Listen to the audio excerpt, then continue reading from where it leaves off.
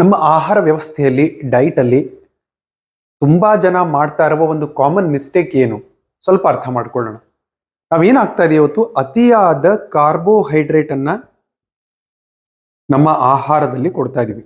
Carbohydrate ಅಂದ್ರೆ ಎಲ್ಲ ಬಂತು, ಅಕ್ಕಿ, ಗೋಧಿ, ಜೋಳ, ರಾಗಿ, ಸಿರಿಧಾನ್ಯ, ಇದೆಲ್ಲವೂ ಕಾರ್ಬೋಹೈಡ್ರೇಟ್ ಜಾಸ್ತಿ ಇರುತ್ತೆ.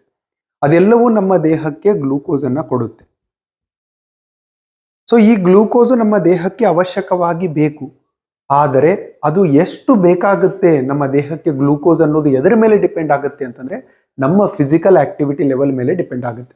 ಇವತ್ತು ನಮ್ಮ ಎಲ್ಲರ ಜೀವನದಲ್ಲಿ ದೈಹಿಕ ಶ್ರಮ ಅನ್ನೋದು, ಫಿಸಿಕಲ್ ಆಕ್ಟಿವಿಟಿ ಅನ್ನೋದು ಕಡಿಮೆ ಆಗಿದೆ. ಸೊ ನಮ್ಮ ದೇಹಕ್ಕೆ ಇಷ್ಟೊಂದು ಗ್ಲೂಕೋಸು ಬೇಕಾಗಿಲ್ಲ. ಈ ಅತಿಯಾದ ಗ್ಲೂಕೋಸು ನಮ್ಮ ಆರೋಗ್ಯದಲ್ಲಿ ಹಲವಾರು ಸಮಸ್ಯೆಗಳನ್ನ ಕ್ರಿಯೇಟ್ ಮಾಡುತ್ತೆ.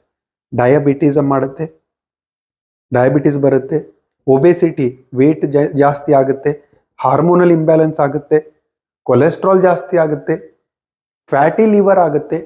ಹಲವಾರು ಸಮಸ್ಯೆಗಳಿಗೆ ಕಾರಣ ಏನು? ಈ ಅತಿಯಾದ ಗ್ಲೂಕೋಸ್. ಸೊ ಆ ಕಾರ್ಬೋಹೈಡ್ರೇಟಿನ ಪ್ರಮಾಣವನ್ನು ಕಡಿಮೆ ಮಾಡಬೇಕು, ಪ್ರೋಟೀನಿನ ಪ್ರಮಾಣವನ್ನು ಹೆಚ್ಚಿಸಬೇಕು, ಕಾಯಿಪಲ್ಯಗಳ ಸೇವನೆಯನ್ನು ಹೆಚ್ಚಿಸಬೇಕು. ಸೊ ಕಾರ್ಬೋಹೈಡ್ರೇಟಿನ ಪ್ರಮಾಣವನ್ನು ಕಾನ್ಶಿಯಸ್ಲಿ ನಾವು ಕಡಿಮೆ ಮಾಡಬೇಕು. ಇನ್ನು ಎರಡನೇದ್ದು, ಆ ಕಾರ್ಬೋಹೈಡ್ರೇಟ್ ಅನ್ನು ನಾವು ಇವತ್ತು ರಿಫೈನ್ ಮಾಡಿ ಪ್ರೊಸೆಸ್ ಮಾಡಿ ತಿಂತಾ ಇದ್ದೀವಿ. ಅದರಲ್ಲಿರುವ ನಾರಿನ ಅಂಶವನ್ನ ತೆಗೆದು ತಿಂತಾ ಇದ್ದೀವಿ. ಯಾವಾಗ ಆಹಾರದಲ್ಲಿ ನಾರಿನ ಪ್ರಮಾಣ ಕಡಿಮೆ ಆಗುತ್ತೆ, ಈ ಗ್ಲೂಕೋಸು ಸಡನ್ ಆಗಿ ರಕ್ತಕ್ಕೆ ರಿಲೀಸ್ ಆಗುತ್ತೆ. ಗ್ಲೂಕೋಸು ರಕ್ತಕ್ಕೆ ನಿಧಾನಕ್ಕೆ ಹೋಗಬೇಕು. ಆ ಕೆಲಸ ಯಾರು ಮಾಡ್ತಾರೆ ಅಂತಂದ್ರೆ ನಾರು ಆ ಕೆಲಸ ಮಾಡುತ್ತೆ, ಫೈಬರ್ ಆ ಕೆಲಸ ಮಾಡುತ್ತೆ.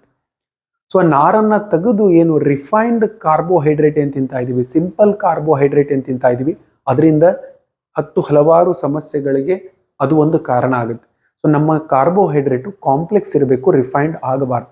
ಸೊ ಅದಕ್ಕೆ ಪ್ರೊಸೆಸ್ ಮಾಡಿರುವ ನಾರನ್ನ ತೆಗೆದು ಕಾರ್ಬೋಹೈಡ್ರೇಟ್ ಅನ್ನ ತಿನ್ಬೇಡಿ. ಈ ಎರಡು ತಪ್ಪುಗಳನ್ನ ನಾವು ಸರಿಪಡಿಸ್ಕೊಂಡ್ವಿ ಅಂತಂದ್ರೆ ನಮ್ಮ ಆರೋಗ್ಯದ ಬಹಳಷ್ಟು ಸಮಸ್ಯೆಗಳನ್ನ ನಾವು ಪ್ರಿವೆಂಟ್ ಮಾಡಬಹುದು, ರಿವರ್ಸ್ ಮಾಡ್ಕೊಳ್ಬಹುದು.